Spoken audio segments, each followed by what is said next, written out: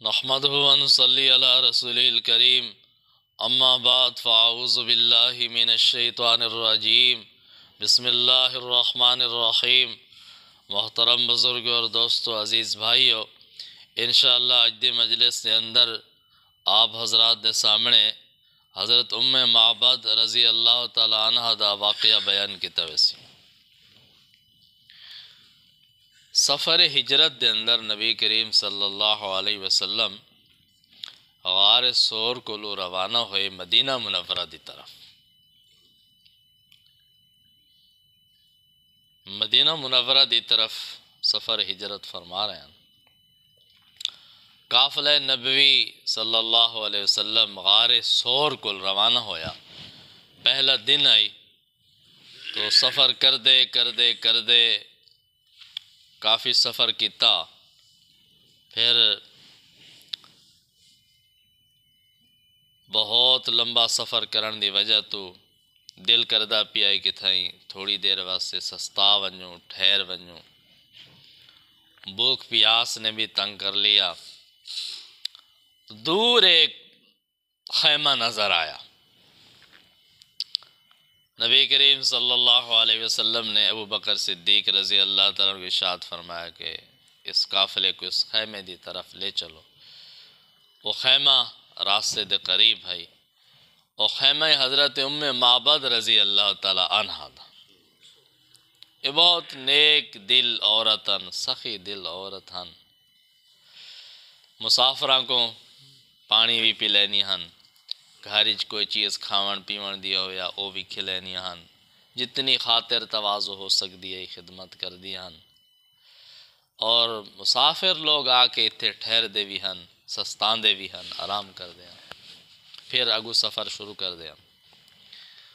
اب معبد نو پتہ نہیں ہے آج میرے گھرچ کون آ رہے ہیں، میرے مہمان کون آ رہے ہیں، یہ مسافر کون ہیں، یہ قافلہ کیڑا قافلہ۔ تو نبی کریم صلی اللہ علیہ وسلم دا قافلہ معبد دے خیمے دے قریب پہنچا تو ابو بکر صدیق رضی اللہ تعالیٰ عنہ گئے اور اس اما جی کو پوچھا بھئی کوئی کھاون پیون دی چیز موجود ہے؟ تو معبد رضی اللہ تعالیٰ عنہ نے جواب دیتا کہ بیٹے اگر کوئی چیز کھاون پیون دی میرے پاس اب موجود ہوندی تو پھر پوچھن دی ضرورت نہ پویا، میں پہلے حاضر کر دے۔ قسمت دی بات اج ہی کوشش کرنا میرے گھر۔ اسی اسنا دے اندر نبی کریم صلی اللہ علیہ وسلم دی نگاہ مبارک اس بکری تے پڑ گئی جیری بکری خیمے دے اندر چھپی کھلوتی آئی۔ خیمے دے خوشے دن کنارے دے اندر ایک بکری، کمزور بکری کھلوتی آئی۔ اس تے نبی کریم صلی اللہ علیہ وسلم دی نگاہ مبارک پہ گئی تو آقا علیہ السلام نے فرمایا معبد کو یہ بکری کیوں کھلوتی ہے؟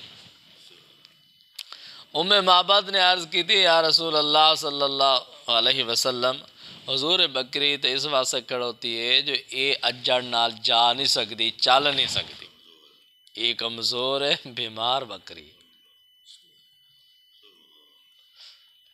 حضور احمد عالم صلی اللہ علیہ وسلم نے ارشاد فرمایا اما اجازت ہوئے تو بکری دا دودھ چو لوں، دودھ دو گنو بکری دا۔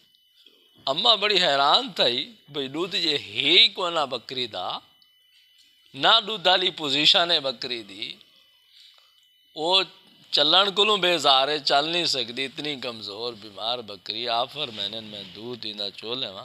انہوں نے فرمایا بیٹا اگر نظر تھوا کو آندھا ہے تو دو لو، تھوا کو دودھ نظر آندھا، میں کو تو نہیں نظر آندھا پیا دودھ، میں کو نظر آوے آتے میں دو کے پلا دیتا ہوئے، تو ہاں کو نظر آندھے تو دو لو۔ آقا علیہ السلام نے فرمایا اما اجازت تا دے۔ اما نے اجازت دیتی تھی، میری اجازت ہے، دو بکری۔ آقا علیہ السلام نے فرمایا ابو بکر صدیق بکری کو میرے پاس لے آ۔ ابو بکر صدیق رضی اللہ تعالیٰ عنہ بکری پکڑ کے آقا علیہ السلام دی بارگاہ دے اندر خدمت دے اندر لے آئے۔ نبی کریم صلی اللہ علیہ وسلم نے فرمایا دودھ واسطے برتانی لے آ، ام معبد رضی اللہ تعالیٰ عنہ برتن ہی لے آئیاں. اب ام معبد دیکھ رہی ہیں میں بکری دودھ دیندی تے نہیں پر برتن ہی منگ دے نے میرے کو دودھ دا پر وہ گرام ہی نہ دا دودھ چوان دا ہے. برتن پیش کر دیتا. نبی کریم صلی اللہ علیہ وسلم نے برتن بکری دے تلے رکھ دیتا تے اپنے نبوت والے پیارے ہاتھ مبارک بکری دے تھڑاں تے لائے. بسم اللہ پڑھ کے ہاتھ مبارک بکری دے تھڑاں تے لاون دی دیر آئی. بکری دے تھان دودھ کول بریج کے دودھ جاری تھی گیا. تھوڑی دیر دے اندر برتن بھریج گیا. اس برتن جو دودھ چھلیک چھلیک کے تے زمین تے گرن لگ. آقا علیہ السلام نے فرمایا ابوبکر صدیق کو ایک قافلے والا کو دودھ پلاؤ.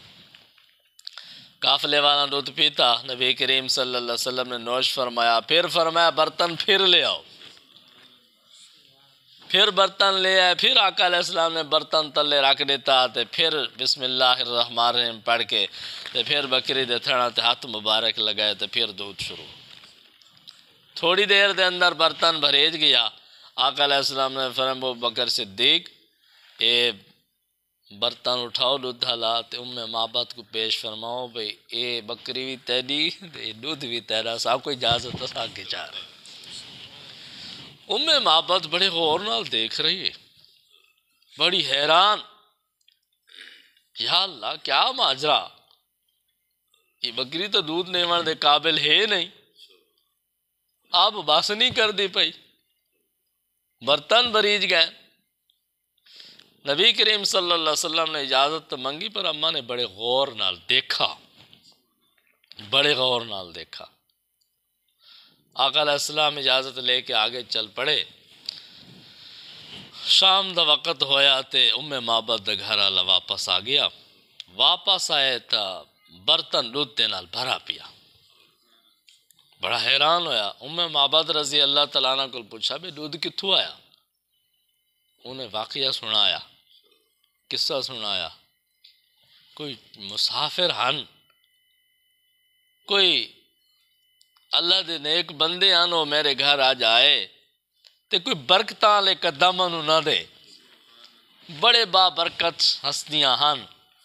وہ ساری بکری جیری بیمار ہے جیری ساکو دودھ نہیں دیں دی اون تو دودھ تا ڈھیر لا دیتی. انہاں خود بھی راج کے پیتا تے ساکو بھی دے گئے. ام معبد دا خاوند آکھن لگا یہ لگدا تے اوہ قریشی نوجوان ہے جہاں دی تلاش میں ہاں جہاں دی شہرت میں سنی ہوئی ہے جیری تو گال کر دی پئی نا ایڈیاں برکتاں اللہ تو پھر اوہی ہو سکدا. ذرا ادھا حلیہ بیان کر نقشہ بیان کر. ام معبد بڑی سمجھدار ہو رہا تھا. اس نے نبی کریم صلی اللہ علیہ وسلم دا حلیہ مبارک بیان کیتا اپنے انداز وچ. آقا علیہ السلام دے حسن و جمال کو بیان کیتا. آقا علیہ السلام دے خوبصورتی کو بیان کیتا. ان دا چہرہ ہی میں روشن آئی. ان دی ناک مبارک اتنی بہترین اونچی لمبی ناک مبارک روشن. آپ صلی اللہ علیہ وسلم دے اکھیاں مبارک دا منظر بیان کیتا. زلفاں مبارک دا تذکرہ کیتا. آپ دے قد مبارک دا تذکرہ کیتا. آپ دے چلن اٹھن باون دا تذکرہ کیتا. آپ دے اخلاق مبارک دا تذکرہ کیتا. آپ دی گفتار تے رفتار مبارک دا تذکرہ کیتا. بڑے مزے لے لے کے نا ام معبد نے آقا علیہ السلام دے حسن و جمال کو بیان کیتا ہے. اس نے کہا باس کر وہ نوجوان ہے جہاں میں سنا تے زندگی رہی تو ضرور میں ملاقات کرے سنا.